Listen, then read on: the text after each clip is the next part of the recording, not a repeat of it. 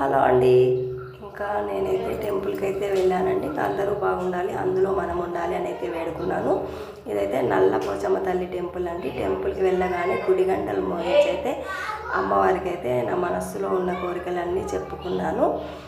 ఇంకా అమ్మ దయ ఉంటే అన్నీ ఉన్నట్లే అనుకున్నాను. ఇంకా ఈరోజైతే మా చిన్న అబ్బాయి బర్త్డే అండి. ఇంకా వాడికైతే పుట్టినరోజు శుభాకాంక్షలు తెలుపుతూ ఇంకా అమ్మవారి ఆశీస్సులు కూడా ఎల్లవేళలా మా కుటుంబంపై ఉండాలి అని నేనైతే టెంపుల్కి వెళ్ళి ఇంకా అమ్మవారిని అయితే చక్కగా వేడుకొని అమ్మవారికి మొక్కులైతే పెట్టుకొని అయితే వచ్చానండి. ఇంకా టెంపుల్ చుట్టూ ఆవరణ అయితే ఇలా ఉంటుందండి. ఇదైతే భజనలు చేయడానికి వీలుగా లలిత సహస్రనామాలు అన్నీ చేస్తారండి.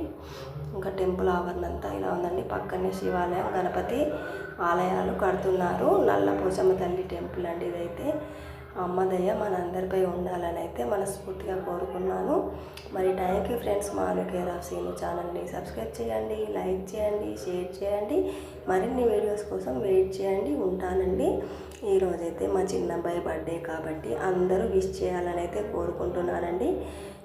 కామెంట్ బాక్స్లో కామెంట్ చేసేయండి. బ్లెస్సింగ్స్ అయితే ఇవ్వాలండి మీ అందరి అయితే. ఉంటానండి.